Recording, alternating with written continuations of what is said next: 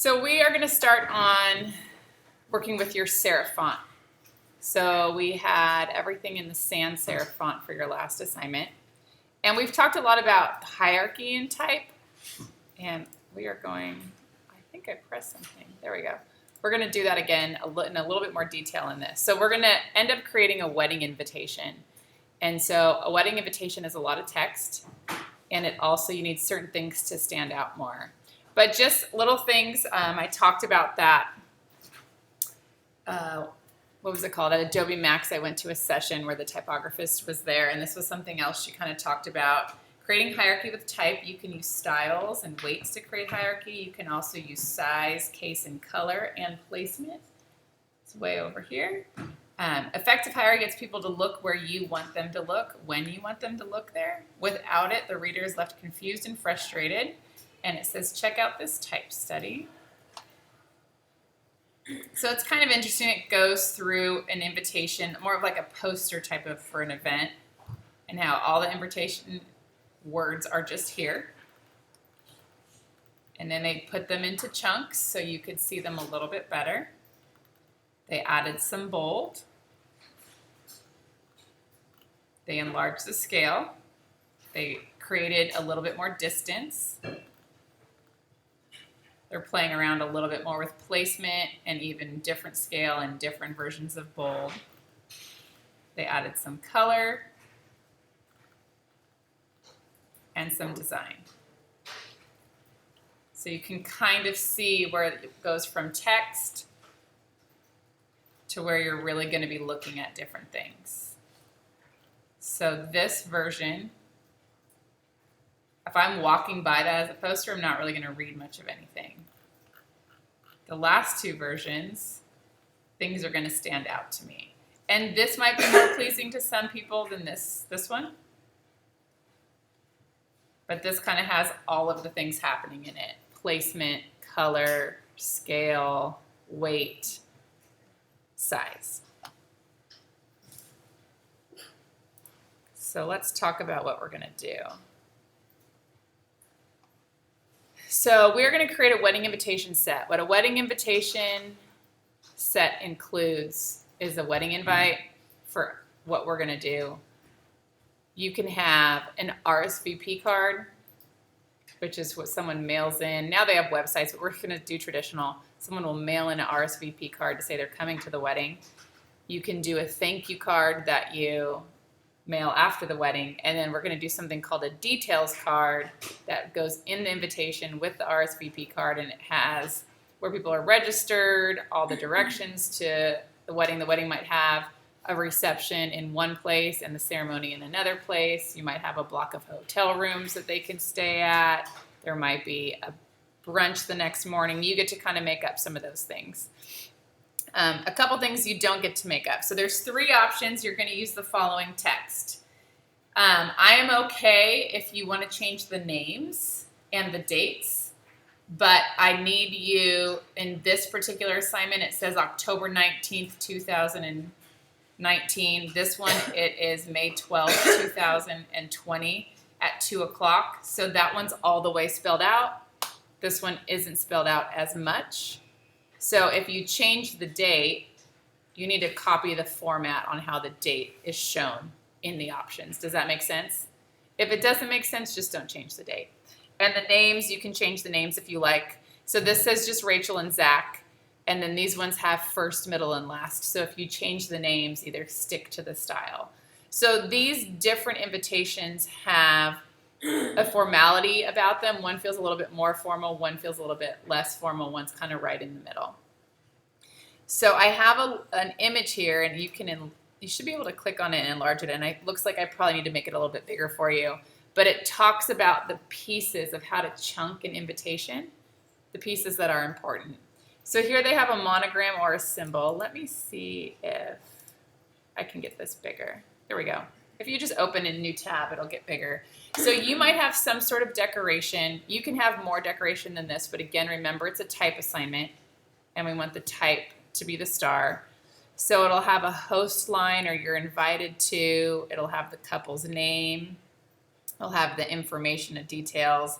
and the party line, which is like the reception to follow or different stuff like that. So this is a good guide to use when you're looking at how to figure out how to put your text together. Because what I gave you was just a running line of text, and I did it on purpose because I wanted you to be able to take out those pieces and figure out how they should be arranged.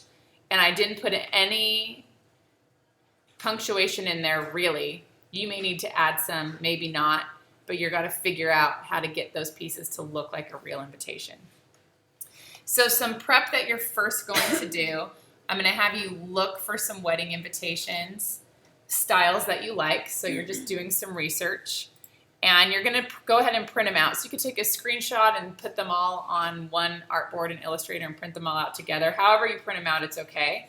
But I want you to just look at the hierarchy of the invitation. Just because this right here has it set up a certain way, it's just kind of showing you the pieces of the invitation. It doesn't mean that they all traditionally how it would go. It doesn't mean that every wedding invitation that exists looks exactly like that. And so I want you to see what stands out. So you're just going to look at it quickly, and you're going to put a circle around what stands out first, a box around what stands out second, and then underline what feels like it's the least important or doesn't stand out to you as quickly on those printouts.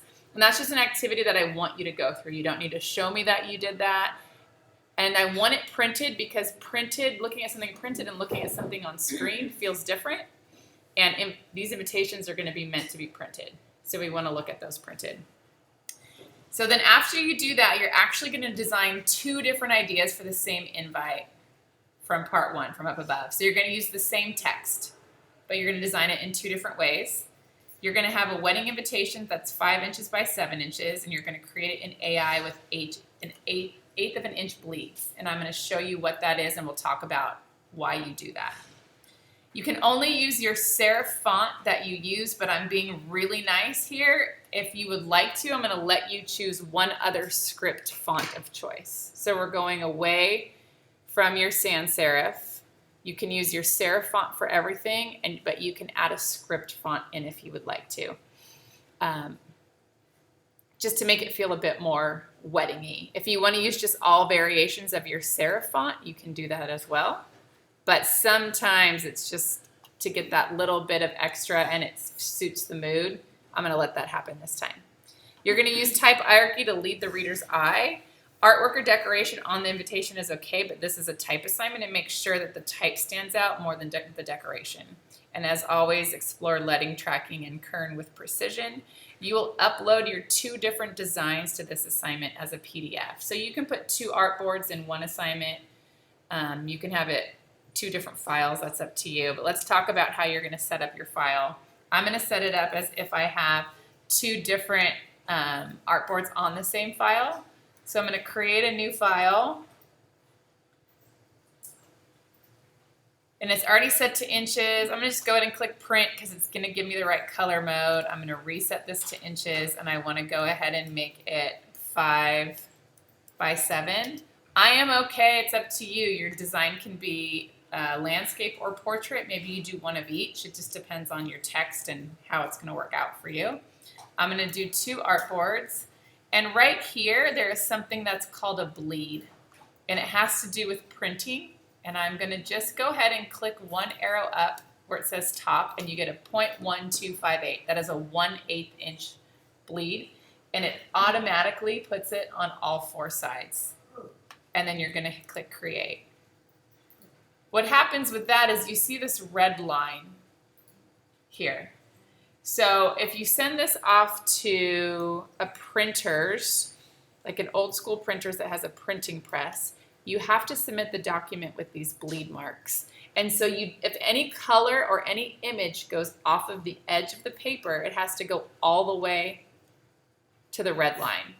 That gives the printer an area to cut so that they have an area where they can cut and they don't have to cut. They're going to be cutting a huge stack at one time, and there's no way they could cut it right on that line. It gives a little wiggle rooms to make sure that your color is going all the way to the edge.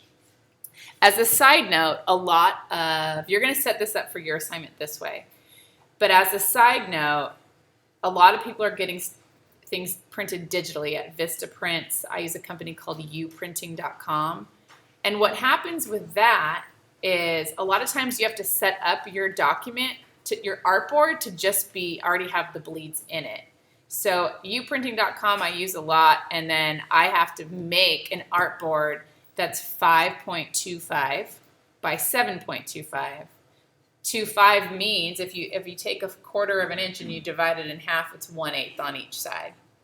So that way, sometimes it's different. So just a little nugget of information there. For this particular assignment, we're going to set it up. If for some reason you forgot, you can go to File and go to Document Setup, and you can change it here. This is also another place where you can change your units and different things, but if you forget it, that's an easy way. What I like to do when I'm first starting to design one of these projects too, I do edit artboards. I don't like my artboards this close. I like a little room for things to go off the artboard and breathe. And I would keep things that you don't like or you're trying out, still keep the text in different versions, just move them off your artboard. You might want to go back to that later, or something else if you have decorations that you tried and didn't like. Don't trash them, don't delete them, just move them off the artboard and have a bunch of little pieces all around for you to be able to use. So I want you to come up with 2 different ideas. They can be somewhat similar, or they can be really, really different feeling with decoration. They won't be different feeling, you know, with your type so much unless you choose a different script for each, or do one with the script and the serif and one with just all the serif.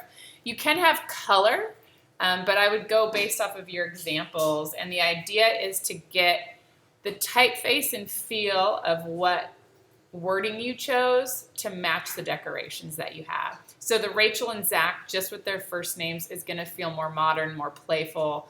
You can have, the graphics can be a little bit more fun with it, where you have the first and last names and the date is spelled out. That's going to feel really formal. So you want to make sure whatever graphics you're getting for that, it feels formal as well. The plan is that you work on this today and on Tuesday, and at some point on Tuesday you check in with me with your 2 different ideas. And then at the end of that night on Tuesday, you submit your 2 different ideas, your PDF for that after you get corrections, and then we're going to post those on Thursday, and we're going to have the group pick which invitation they like better.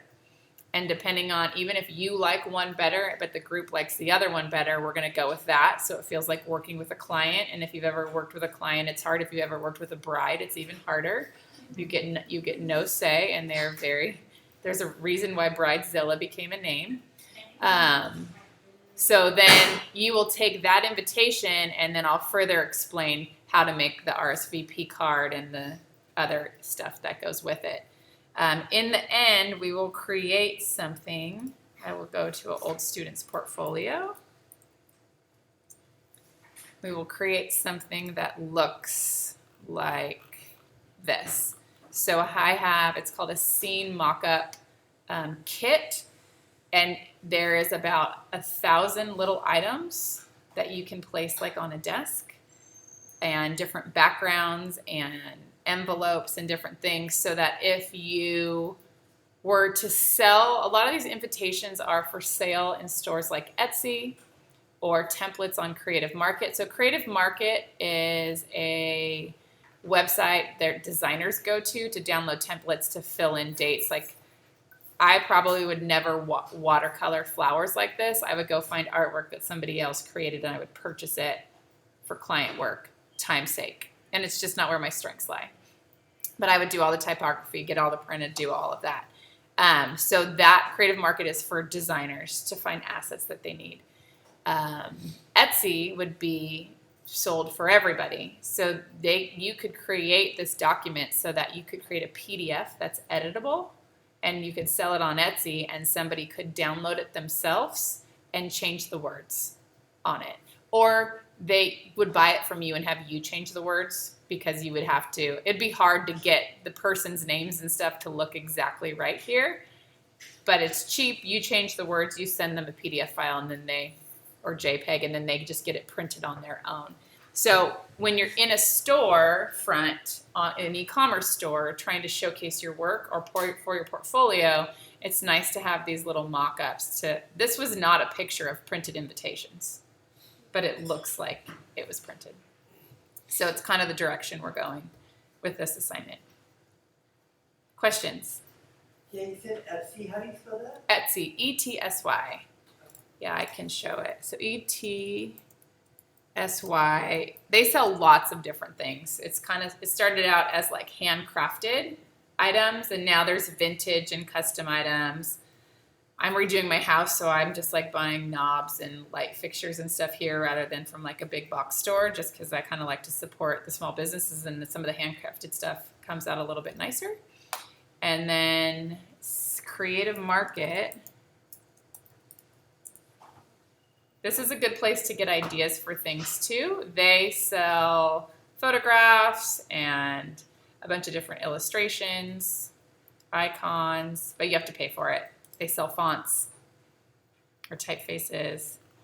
So if you were working on like a web project and you needed icons, you could buy the set of icons for $26. As students, buying a set of icons for $26 is a bad idea. Especially as a student, your job is to try to be drawing these things on your own and learn how to do that. But depending on what you're doing, if you're creating a web page, sometimes you'd have to buy a commercial license for that. So you'd be spending the $60 depending on how much you're making on that job. Is it worth spending $60 to save some time, or is it cheaper for you to draw the icons? By showing you this, I do not want you to go steal different things, but not that you already didn't know they existed anyways. But now you do if you didn't.